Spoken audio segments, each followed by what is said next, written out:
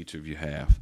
There are two handouts. There's a presentation that's before you on the screens, and then there's a series of documents that we asked to have brought back to us that provides us with the ARP allocations to date, what's been drawn down, what was approved, so that we can have a thorough conversation about that. There's also information in here about non-infrastructure capital needs and what those numbers look like. That trend well into 2023 and beyond, that more importantly really can be used as part of a thoughtful 2023 budget preparation conversation.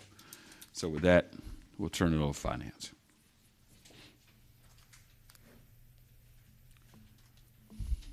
Good afternoon.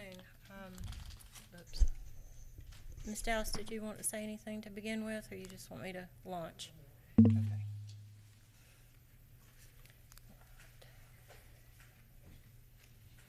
There were some questions posed earlier, and I've attempted to do, instead of reiterating the same things that have been in previous presentations, I'm attempting to answer some questions that have come up during the conversations that we've had in the previous two meetings regarding the millage rate.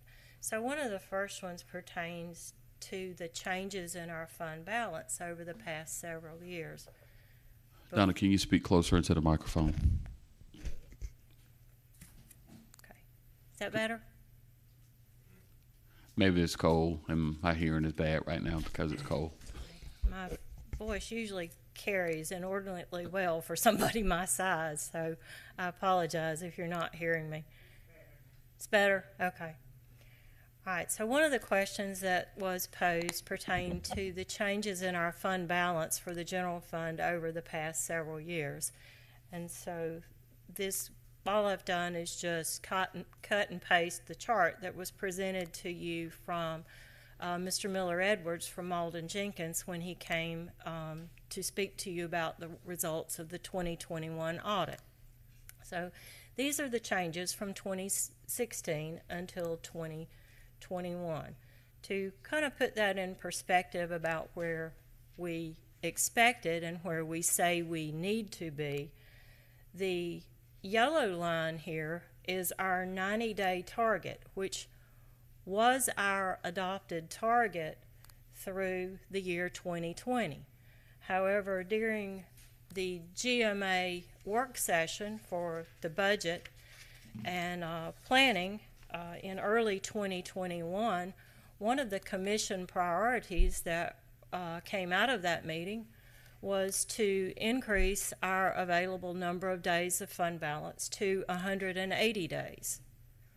So as a result of that, where we were kind of right on the target there for several years, the target in 2021 has moved upwards. So we are now striving over a period of time to attain that 180-day mark. Currently, at the end of 2021, we're at 105 days, which is indeed a healthy position. I'm not going to argue with you that it isn't. It's just a little short of the new target. So I hope that answers those questions related to our fund balance. The next chart, there was some conversation about, well, Augusta continuously raises their millage rate. So I have been actively tracking it. I can go back further, but it doesn't all fit on one page. But I have been actively keeping up with this chart and the reasons for the changes in our general fund millage rate. This one goes back to 2005. So as you can see, most of the millage rates that we have adopted have been the rollback rates. Obviously, in 2014, we needed to increase that millage rate because of the ice storm. So that increase was put in place, yet until 2021, we continued to adopt the rollback rate. In 2021, we did not adopt the rollback rate, but rather we kept the rate the same that it was in 2020. So that's the 9.045 that you see in front of you. And this year, the recommended rate is 8.411. However, the rollback rate is 7.986.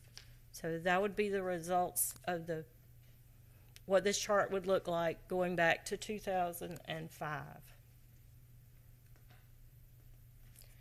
Let's speak a little bit about how the digest changes.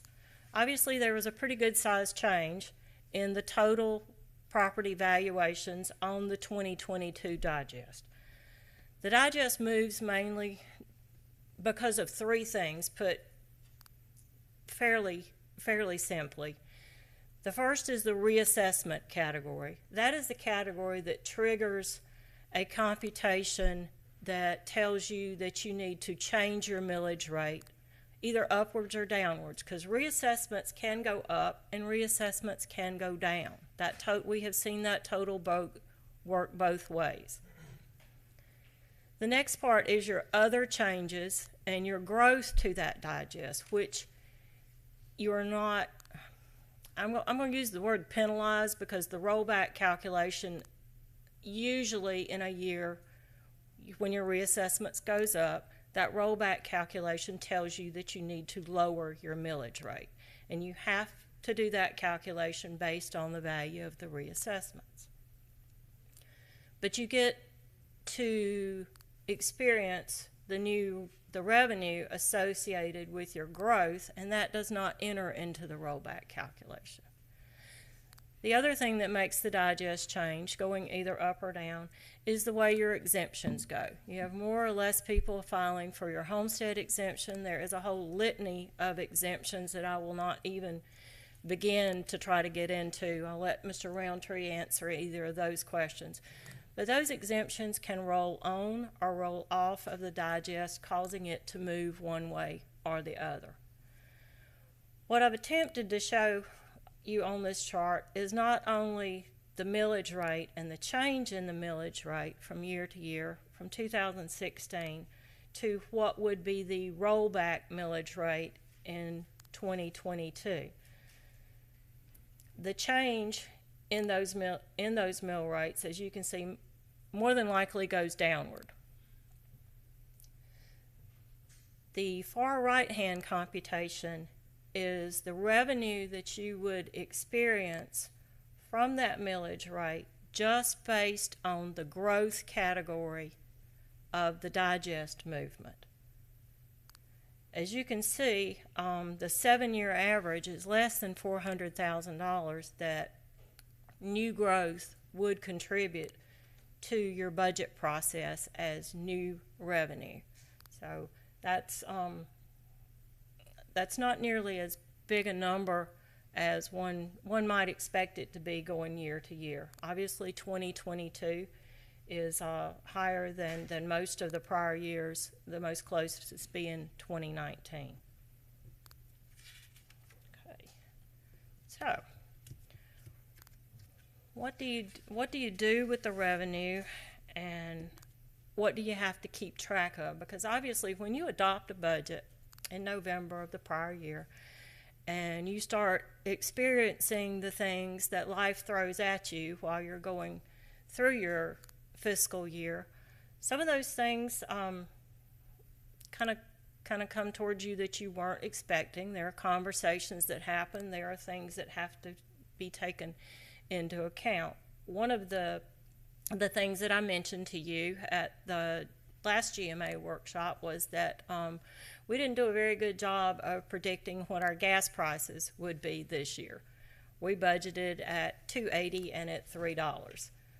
Obviously, that number has caused us some problems up until now, when the prices are finally beginning to seem to be on the decrease a little bit. Nonetheless, we have experienced record high gas prices, and as a result, our departments are absorbing that within their budget currently. We don't know how much longer that can be done, we may well have to come back and ask for a budget adjustment to help those departments that do not have any places that they can reallocate funds from within their own operating expenses to help them get through the year through essentially just an economic change.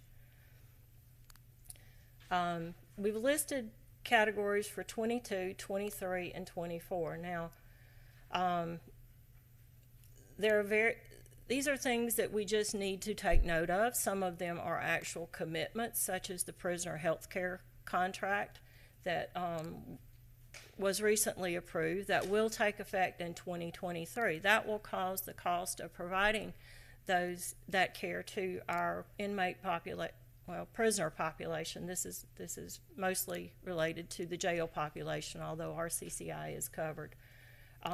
Just a little less than $500,000. So we've got to look forward to that in 2023. As I mentioned, the gas prices, we would love to see that $700,000 marker in there for 2023 to come off the board. I'm not yet comfortable removing that, so we just need to keep an eye on it. That will all be taken care of in our 2023 budget conversations. I'm not going to go through each one of these because the mayor says my presentation was going to be short, so I do want to get through some of this with you, but just to let you know that we have to make adjustments, and there are few opportunities to generate new revenue sources within this government. We can't sell more widgets to increase our revenue. So we need to be mindful of this and do what we can to honor our commitments that we have made. The top portion of your this screen is related strictly to the general fund and law enforcement. The next three areas are from capital outlay, fire protection, and the urban service district, and what some of those items would represent the need for this revenue. So I don't think it is any great surprise to anyone to know that our building maintenance and repair budget, the number of items that come before you, they are many, and we have a lot of buildings, we have a lot of old buildings, and there are a lot of needs in this category. So this is not to identify anything specifically to be addressed. This is just to give you a target number. So, as we've spoken before, fire protection. This is the same slide. I did reuse one of them. So this is what we spoke about earlier. There is a very long list of equipment that is needed by the fire department. There is no funding allocation either in SPLOST 8. Their revenue basically comes from two sources. It comes from ad valorem taxes, and it comes from insurance premiums, which are forwarded to us by the state.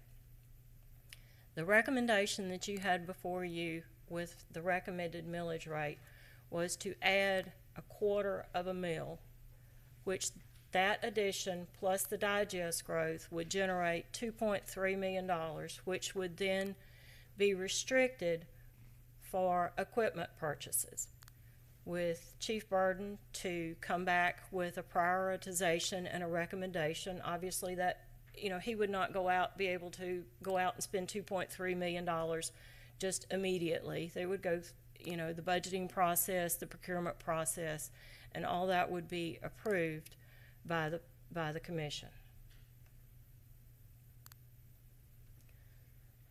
This is the schedule that you saw the last time. The middle column is the calculated rollback rate, and the far right-hand column is the recommendations from finance and the administrator's office. So at this point, that concludes my presentation. I'll be happy to try to answer any questions that you may have.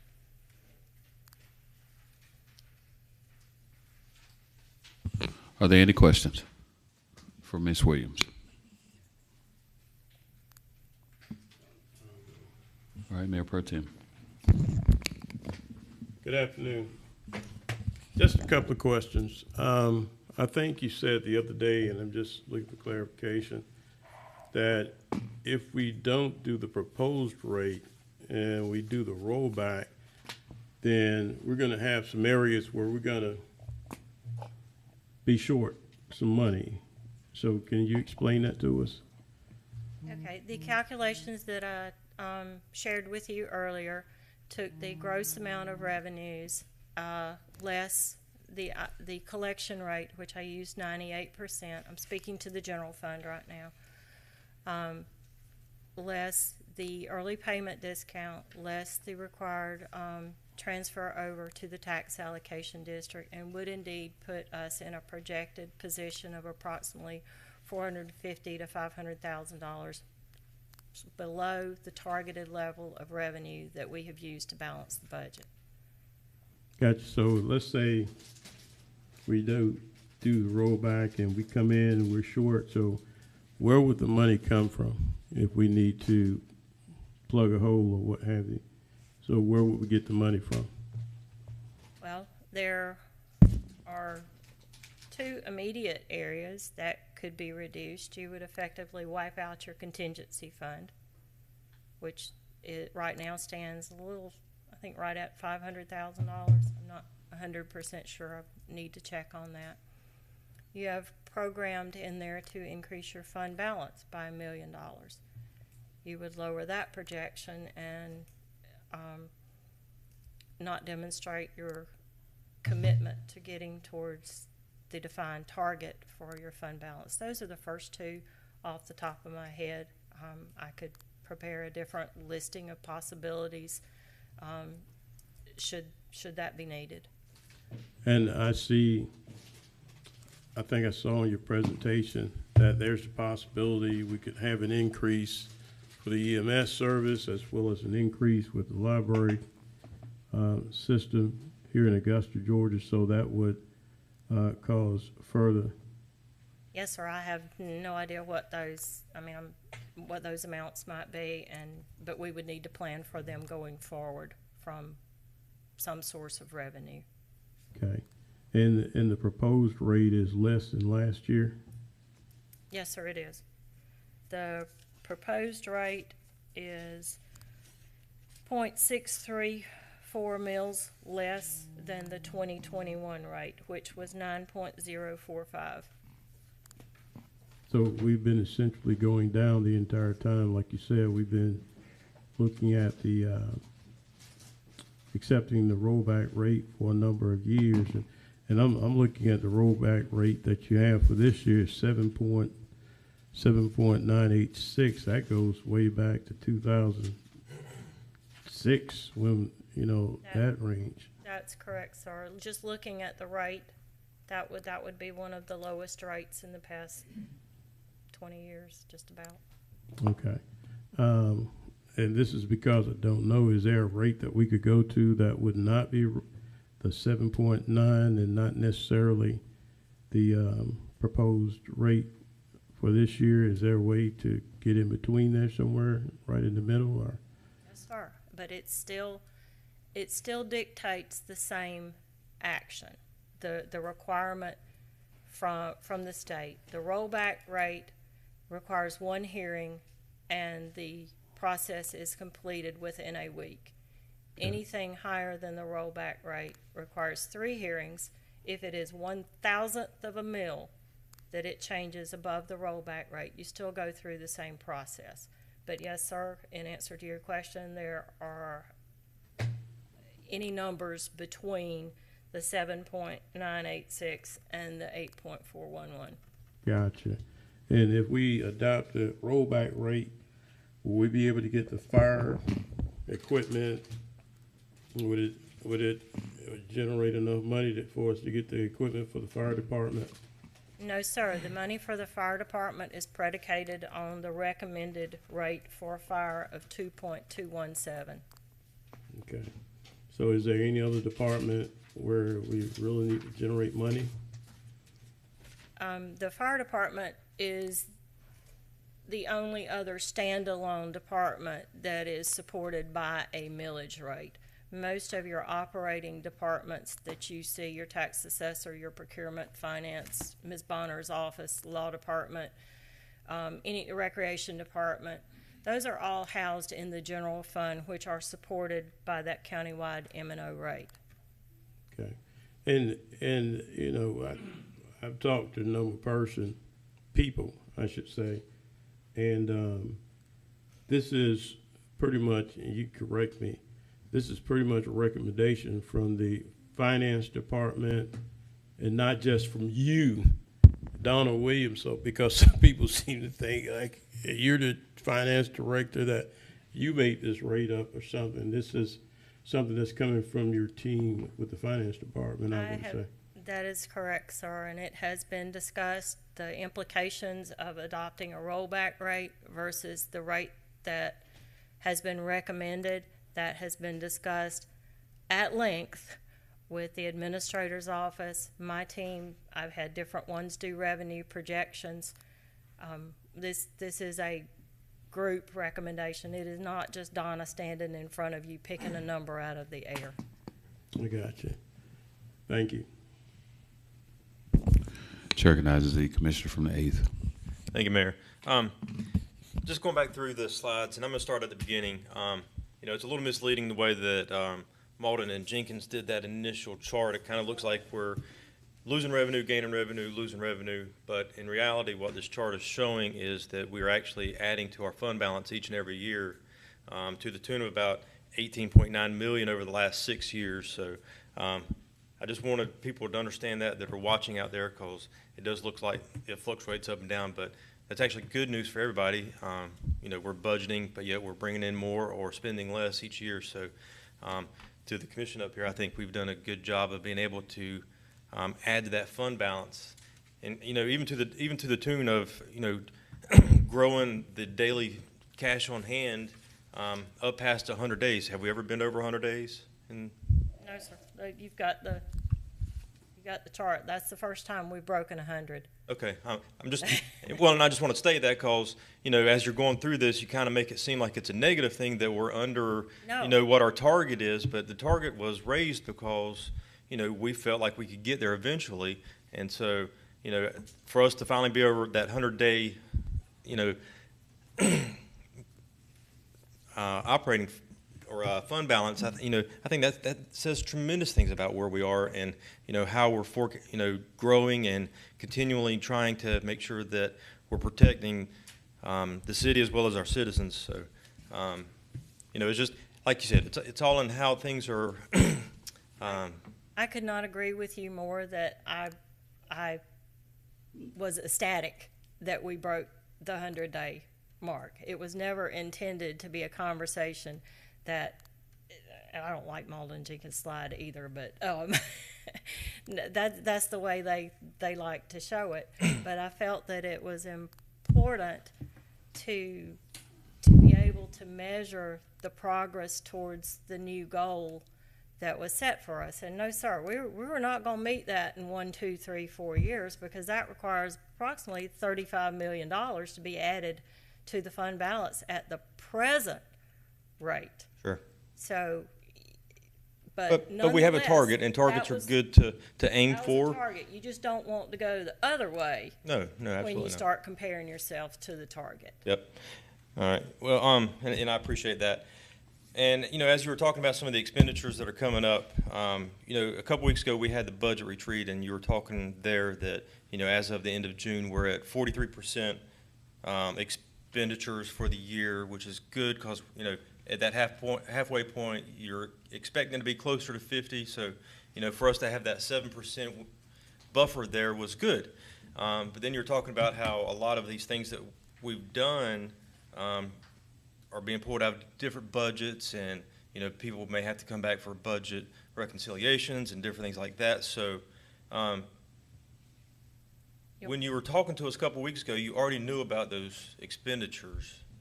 Did you didn't factor any of those? Okay. I cautioned y'all when I made that presentation that the mid-year reports are done on a cash basis. That means that sometimes your expenditures lag behind because some of your bills have not come in yet. So anytime you cut off a month on a cash basis, it's just like you may have more money in your bank account on payday than you do maybe the first week of the month when you pay your mortgage and your other bills. Sure. So we are used to those ebbs and flows. I believe I did answer that 43% at mid-year was normal. So we don't expect to be, frankly, if I was at 52% mid-year, I'd be more worried for more than one reason, simply because it is on a cash basis and you would already be over half of your years of expenditures. But yes, sir, 43% is approximately normal. It's not that I never intended to convey that we were not aware of the increased fuel prices, because I have departments that are juggling their expenditure level in order to accommodate those prices. Well, even with that, earlier with the presentation from the administrator, we were talking that we have a roughly 26% vacancy rate in, our employee. So those are budgeted positions, and so I'm just trying to figure out if we're, basically 25% or 26% empty on those employment slots, where are those funds going? And isn't that a place that we could pull from, to fill in some of these gaps with these other expenditures? And again, that 26% that the administrator put out there was across the board. That includes all of the employees that belong to all the elected officials, which I believe on that pie chart I showed you the percent in that same presentation, the amount of budgets that are under control of elected officials rather than under the administration. Mm-hmm. Okay, so in that 26% are all the vacancies in the fire department. That is not supported by the millage rate that I have recommended for the general fund. There are many vacancies in utilities, in stormwater. It includes the airport, and I don't know the details behind the report that generated the 26% vacancy, but that is, I know enough to know that that's where a lot of them are occurring. The majority of them are within the sheriff's department. All right. That's all I have, Mayor. Thank you. Thank you as well. I'm going to go to the commissioner from the 6th. Thank you, Mr. Mayor. Ms. Donna, give us the analogy of, if there is one, the relationship between the millage rate that we set and the 23 operating budget that we set for the general fund. Is there a correlation between that, what we do today or what we do at any time in setting the millage rate? Is there an impact on your next year's budget? It, dollar-wise, let me figure out how to go through this. It will impact the millage rate that you adopt for 22 will be what I use to project your 23 ad valorem taxes collected, because you've got to have a budget for your revenue projection in order to anticipate the revenue that's going to come in that's going to support you, because you're not going to know for sure until we get to the process that we seem to be entrenched in right now to try to actually set the millage rate for the current fiscal year. So that would be where my projection would come from. I would never project that you would increase the millage rate. I would make some assumptions relating to digest growth, which for 22 we projected approximately 3%. It was a little less than that. The actual growth, not related to reassessments, was a little bit under 3. Okay. So, thank you. So when you go back to the rollback that's being recommended by the DOR, obviously you're moving away from that, or so you're suggesting that we move away from that, and you're giving us proposed the slightly higher, but at the same time, it's lower than what we were last year.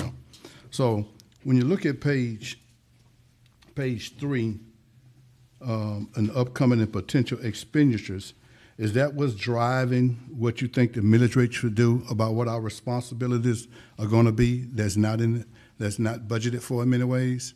Yes, sir. All those items that we have listed on here are items that we need to be aware of. We don't operate in a vacuum. We know that things are headed our way. As I told you, the prisoner medical care contract, it does not kick in until 2023. So we already know that level of expenditures is going to increase. I've got another item down there, the $400,000 for our employer pension contribution. When the actuarial study was completed for the past year, the required employer contribution percentage was increased. That has an awful lot to do with the way the market is performing and the number of people that are in our pension. There's an awful lot of things that go into an actuarial calculation that I can't speak to, but I can read the numbers that fall out at the end, and it told me that our expected cost to be able to continue to fund ours at an acceptable level will increase about $400,000 next year. So I have to take that into consideration. I know that's coming, and there's nothing we can do about it. So I have to be mindful that I've got an upcoming expenditure that I need to plan for in the next year's budget. Also, I see you have a number. I'm on the FY23. I see you have a number down there about, is that $7 million? Yeah, that seems a little. Yeah. Okay, well. Yeah. Yeah, okay. That's the total of that column. Right, I understand. I just want to make sure that, but there's two things there at the bottom of that column to the left over there, is that we are in the midst of negotiating a contract with Gold Cross, and we know on the high end, numbers that's been thrown, that's come from this dais has been $1.6 million, and then, which is, you left to be determined, so it's not factored in. Also, you've got, I think many of us have been in a conversation with the library, and I think they're asking for about a $350 right at a $400,000 that's not there as well.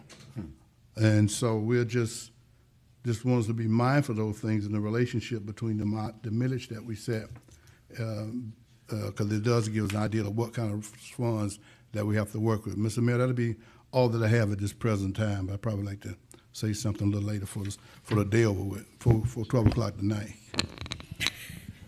Well, if I were a betting man, I would suggest that if you're here at 12, I will not be. Mayor Pro Tem will be here staying here, Mr. Mayor. No, the cats are still outside. Chair recognizes the commissioner from the 10th.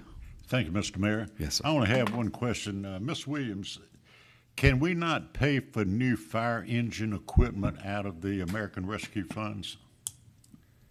Yes, sir, you can. Okay, thank you.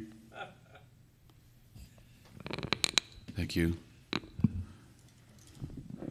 Chair recognizes the commissioner from the 7th. Thank you, Mr. Mayor. Most of my questions have been answered. Ms. Donnie, if you can go back to the first screen with the net fund balance, net and fund balance. Right there. Yes, ma'am. That's Thank the you. net change. Yeah. Yeah, net change of what went back in the fund balance after expenditures. Yes, correct? Okay.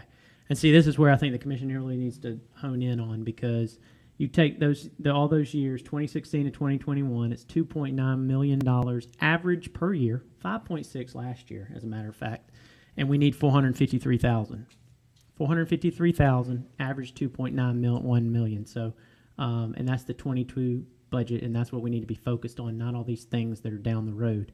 We also have 8 point something in ARP. We also have 500K in contingency. We also have now 105 days in operating, and we also, though it might not be 43%, it's still 43% as discussed. We also have increased sales tax revenue. Is sales tax revenue, Ms. Donna, up this year over last year?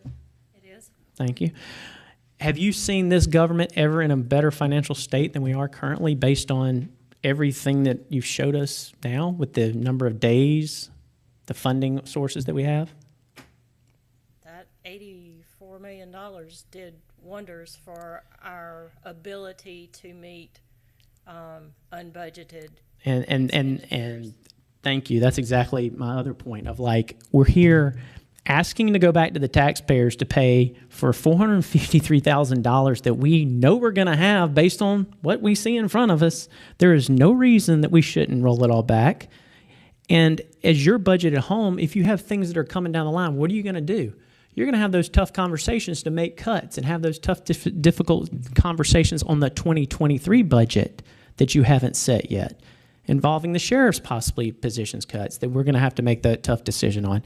So I think, like, for us to not roll it all back, when you talk about all the funding sources we talked about, you talked about all the history of the last 5 years in front of us, I don't really understand that, because that's what we're focused on, 2022, and the amount of revenue. So thank you, Mr. Mayor. Thank you, Commissioner. Ms. Williams, I'm going to ask you to put slide 4 back up. That one.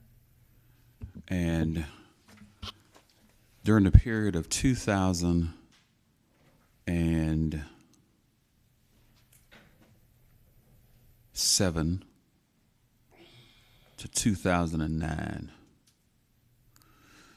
they refer to that period of time as the Great Recession. I remember it well because I remember these church conversations we used to have that were predicated on faith that if gas prices are $5, it ain't going to stop nobody from going to work, and ain't nobody going to stop eating and doing all of what they're doing.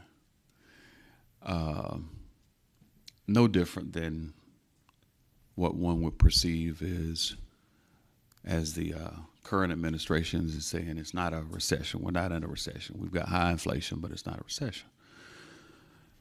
What's going on, and my question, I'm getting there. I am. But where we are is not unlike where we've been. History has a way of repeating itself, and data has a way of hopefully helping us make better decisions. And so what I'm looking at, again, just using the 2007 to 2008 time frame, in 2009, the commission at that time chose a rate that was lower than the rollback rate.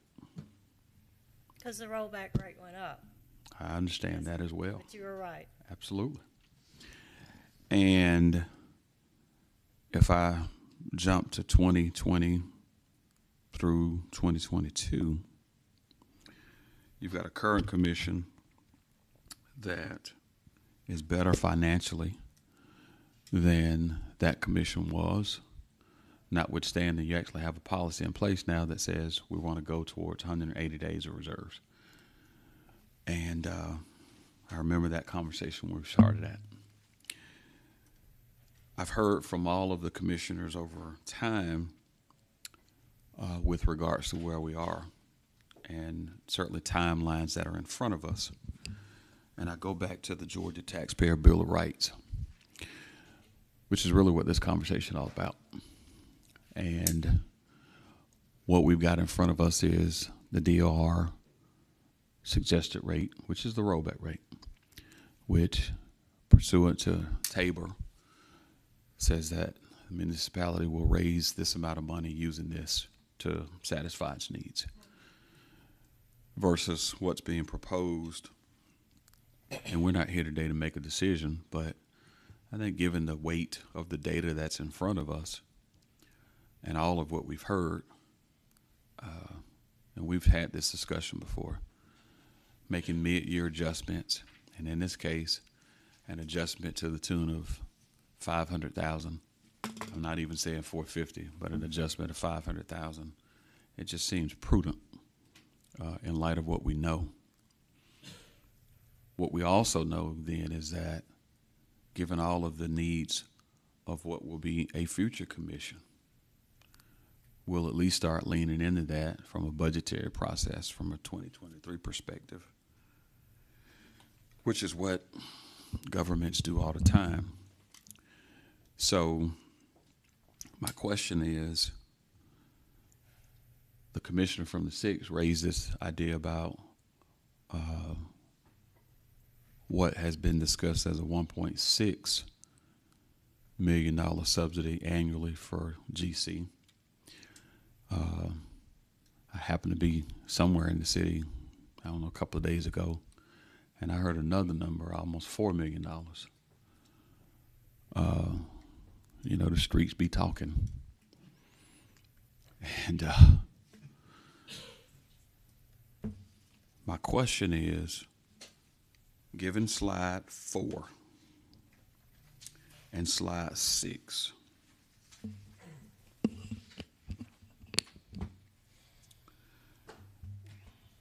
much of what we see around upcoming and potential expenditures,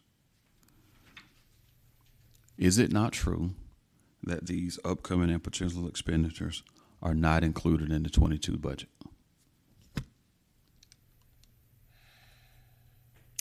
The Phase 2 retention, $3.5 million, is included in the budget.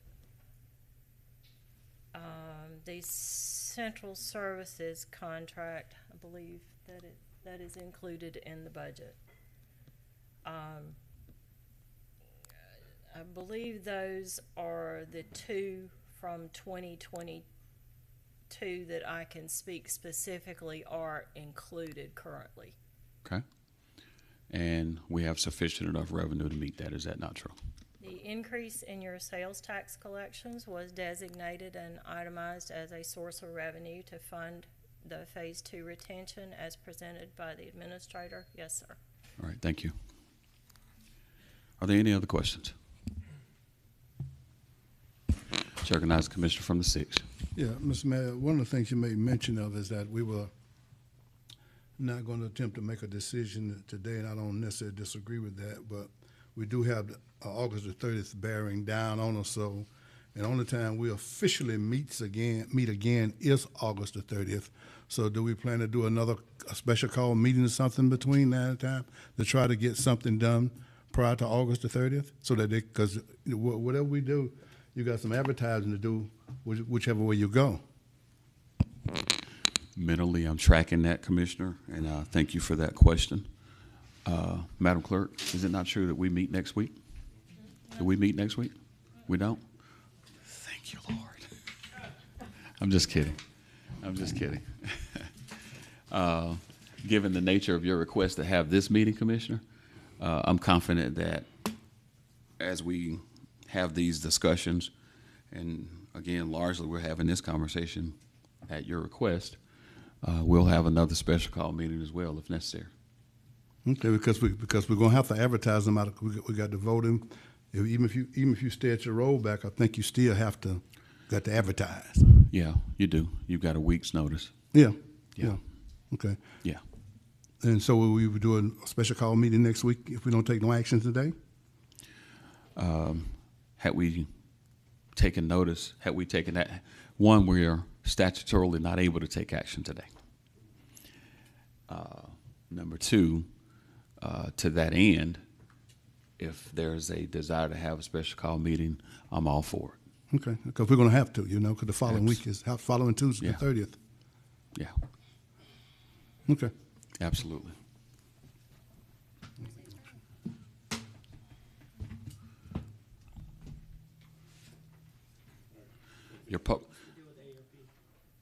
Okay. All right, the question that was posed, I'm going to come back to what I said that y'all are having questions about. I'll address that first. As I understand it, this meeting was advertised as a special call meeting for the purposes of discussing expenditures and the millage rate.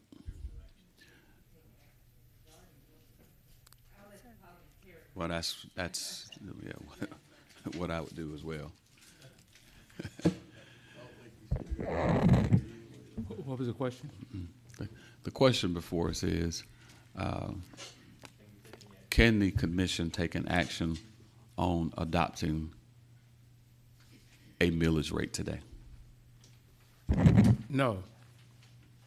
Would you explain, please? The purpose of the meeting today, I presume, would be, given the authority that you have, is to begin the millage rate adoption process, which you would announce a millage rate, which would begin and activate the public notice, observe the notice period and the public's participation, and at a later date, you may adopt a millage rate equal to or lower than the one that you advertised. If you have a desire at the end of this process to adopt a millage rate higher than the one you advertised, you may do so, but not at that meeting. You must begin the process over again.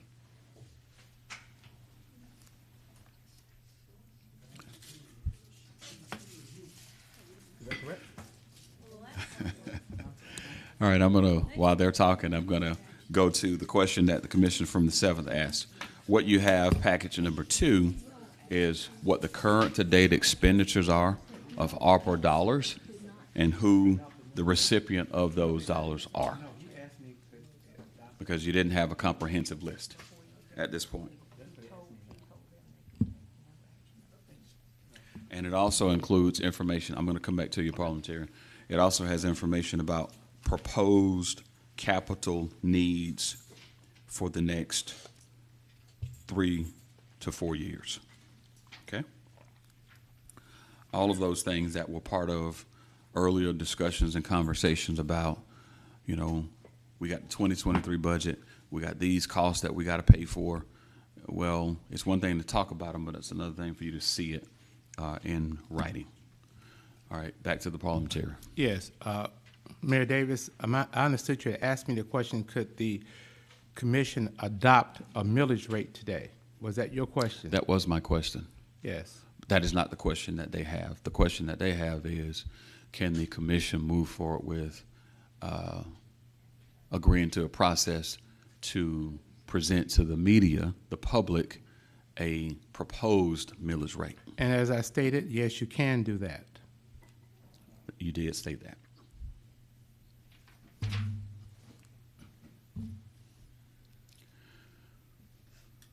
I was tracking. All right, thank you. Mm-hmm.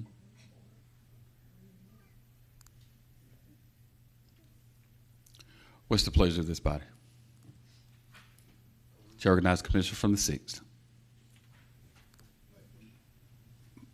Make a suggestion.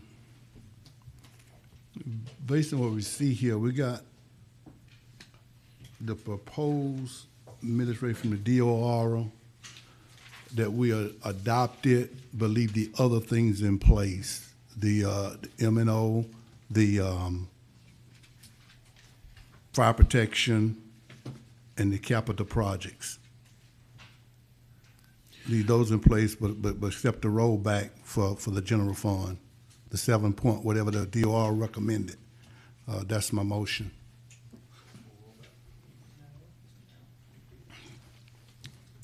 All right, let's go back. Let's go back to slide number 8.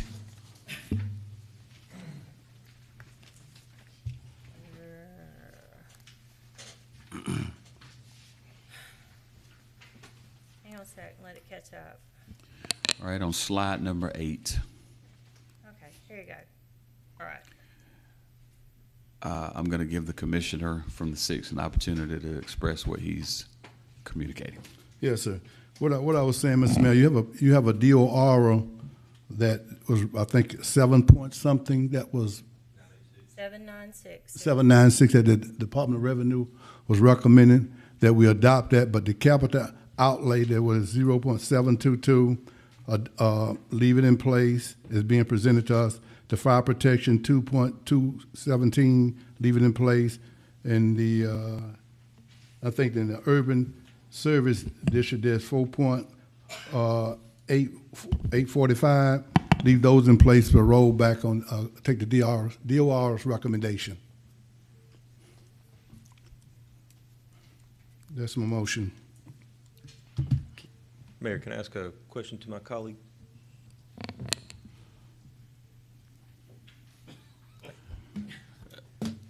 Yes, I'm here. If the mayor lets you. Yeah, I'm Okay. gonna recognize him. That motion fails without a proper second. Chair recognizes the commissioner from the 8th. Thank you, Mayor. This question is for my colleague from the 6th.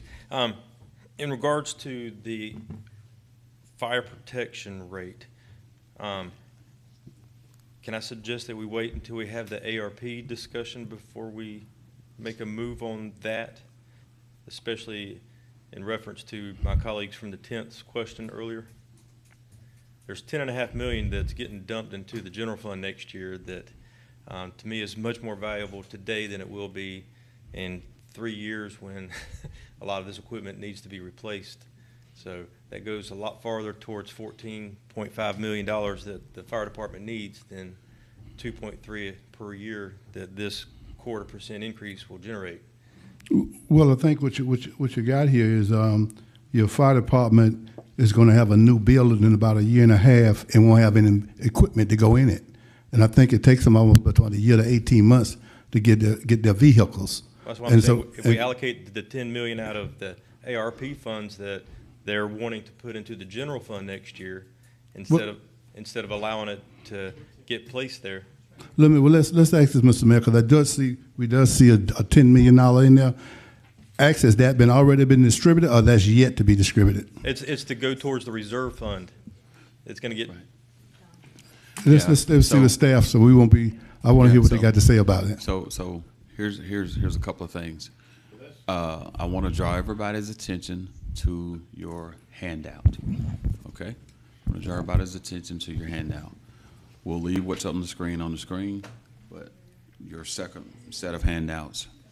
Okay. All right.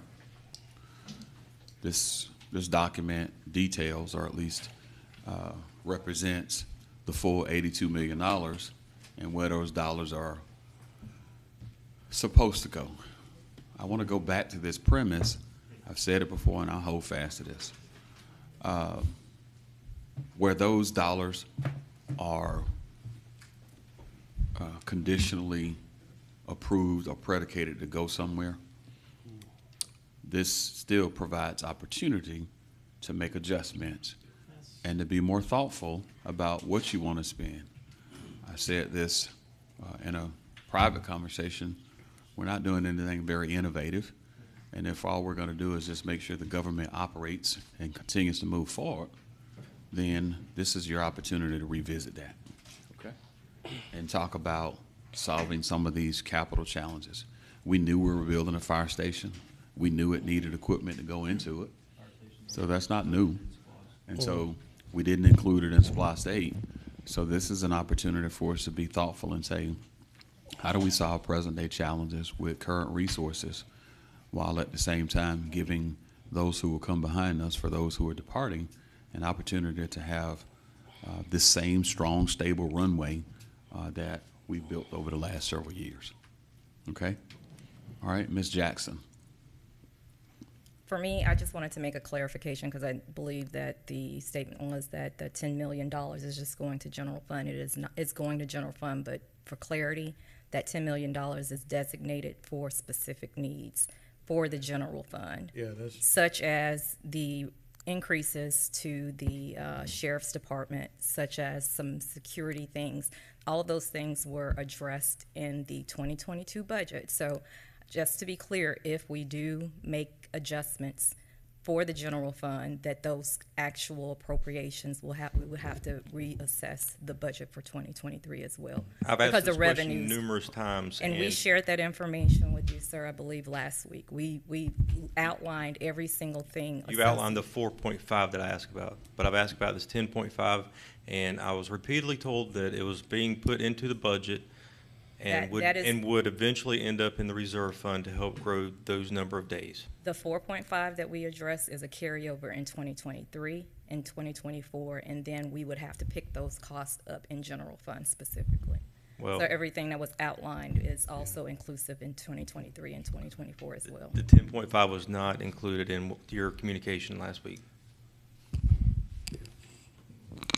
Thank you, Ms. Jackson. You got more questions, Ms. Jackson? All right, Chair recognizes Mayor Pro Tem. Yeah. I was still, Mr. Mayor, still had the floor if you didn't mind. Well, you only had the floor because he had a question for you.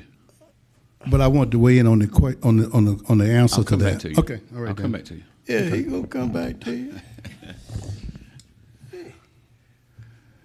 Ms. Jackson, Mayor Pro Tem has a question for you. Yeah, and that 10 million includes the firehouse, if I'm not mistaken. for No, District it's 3. specific, it's operating costs, it's the sheriff's department's increases that we paid for, I think that was $3.2 million. There was something related to security that was on there. Also, stormwater, stormwater fund, the RCCI has costs there, so all of those things that were outlined, those things are specific for this year and the upcoming years.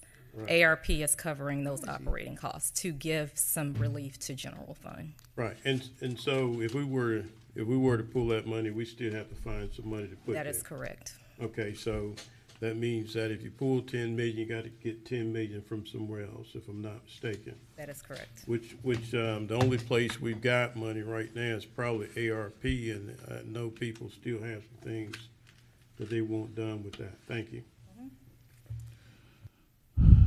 Yeah. And Mayor. given what we know today, Could we get whatever it is, Chair has the floor. Whatever it is people want, what I'm hearing from staff is these are the things that need to take priority and precedence. So whatever other things are, then they're taking a back seat to, you got a new fire station that's being built. You're going to need fire trucks to go into that. And that, quite frankly, needs to be a priority. All right. I'm going to go back to the commissioner from the 6th, then I'm going to come to you, okay? Commissioner from the 6th. Mr. Mayor, another thing I just want to be mindful of, and I'll leave it alone after this, is that as we can look at those things that we use the ARP funds for, such as the $10 million in the show that's 23 and 24 for those salaries and things of that nature. Eventually, all of these, after 24, one of them as early as 23. You know, whatever you do with our provider, you got, just say you got 650, 650. We know that those numbers under normal circumstances not gonna hold you, but you got 1.3 there over a span of 23 and 24. You may end up using every dime you got right there just for 23 alone. My point in saying all of this is that all of these things eventually is going to come back on the general fund. And if we set ourselves so far back, you won't catch up. You won't be able to catch up. You'll start digging into your fund balance and stuff. That's why I'm trying to be measured. That's why I try to step away from, okay, not touch the general fund, but let's not put the burden of everything and roll everything back, and that we just hurt ourselves as an absolute. We may can get by with just accepting the DOR rollback.